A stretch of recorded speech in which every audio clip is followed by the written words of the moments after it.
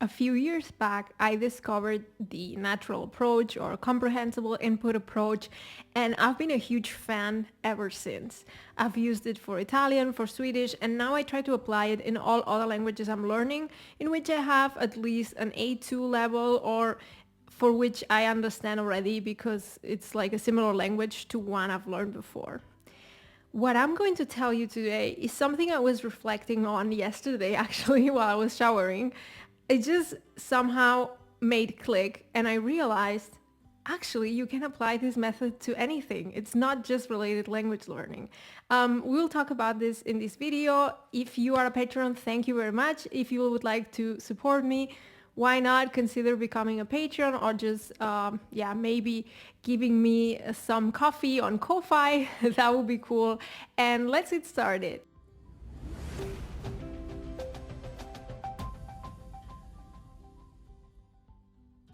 It's actually so basic that it's obvious now that I realize, to be honest.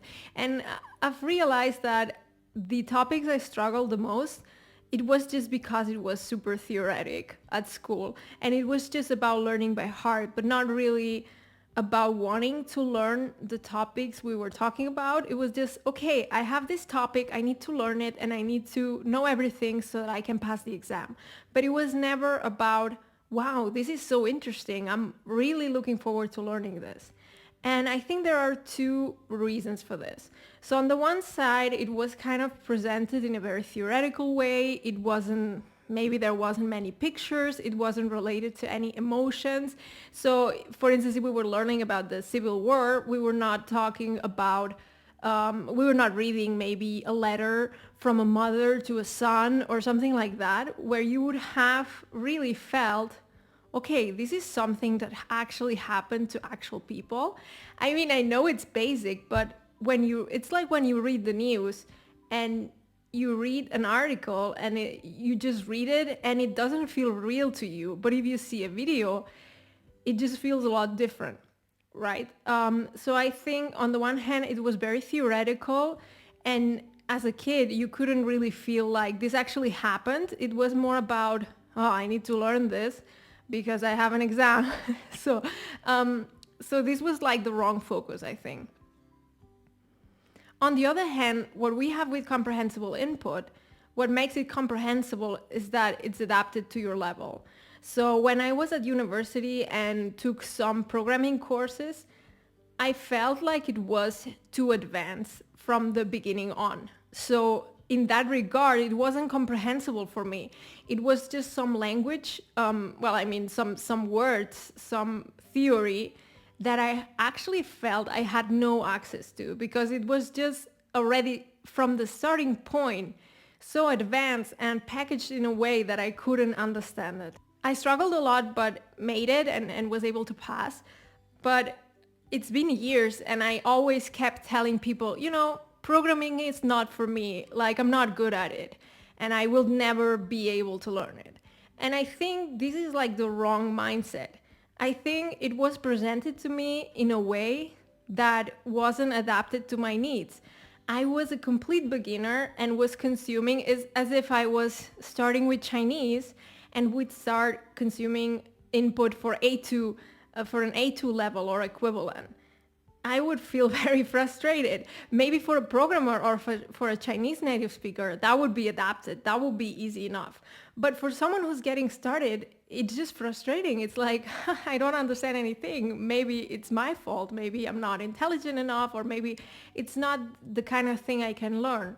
Right? So I think this is the dangerous part. And if you're finding yourself in such situation, you want to learn a specific topic, I would just recommend to try a different approach.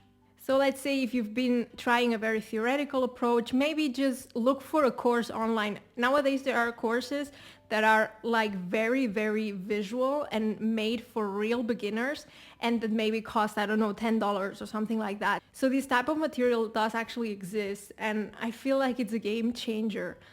Because for me, for instance, I'm learning more about finances right now and I bought a book and it was very, very difficult for me to learn from that book. It just felt boring, and every second word I wouldn't understand. Not every second word, but let's say I would read a sentence and there would be words that I didn't quite understand what they were about, things like that, and it just feels frustrating. And when you're doing that, you kind of have the tendency to say, well, I'm not able to learn this. I'm never going to be able to learn this, or this is not for me, or I'm too old for this, right? I think we've all said things like that for different areas. And if you're struggling with that, I would just encourage you to change your mindset. Maybe you shouldn't continue with that book. Maybe it's definitely a sign. If you're not learning, let's say you're reading every day a bit, the Atomic Habits method. So you're doing a bit every day, but you notice, I'm actually not getting any better. I'm feeling frustrated and I don't seem to learn. The solution is not to say, I'm stupid, okay? The solution is to say, well, maybe this is not the best tool for me. And it can also be that, a friend of yours recommended you this book, but your friend maybe was already more advanced, or he's more of the reader type, so it worked for him or for her, but it doesn't work for you. Not everything works for everyone in the same way.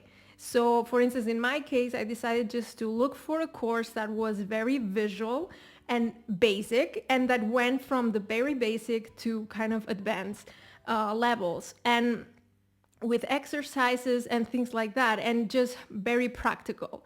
So let's say if we go back to the programming example, not just reading about theory, but from the first moment on, starting with very, very basic exercises. Let's take another example. I have a friend who was taking piano classes and she wasn't advancing at all. She felt frustrated. So she just was about to give up and was like, well, I'm too old for this. I'll do something else.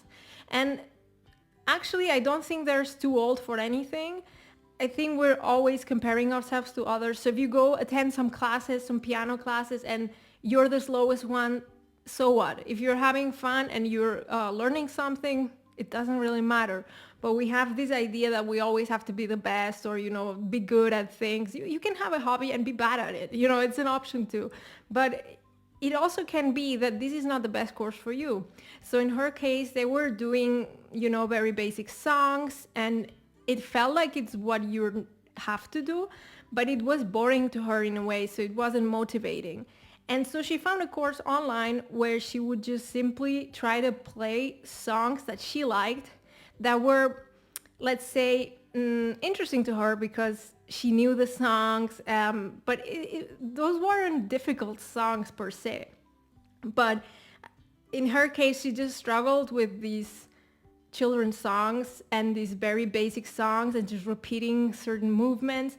And I mean, I'm not an expert on this field, so maybe it's a wrong approach, I don't know. But what I'm trying to say is that maybe just change the approach, look for some sort of other type of learning material. For instance, in my case, I am like a very audiovisual learner, and at the same time, I learn a lot by doing things. So for instance, while learning to cook, I learn a lot faster if I can watch a video and replicate it while cooking than reading a recipe. I don't know, like when I read it, it somehow doesn't work.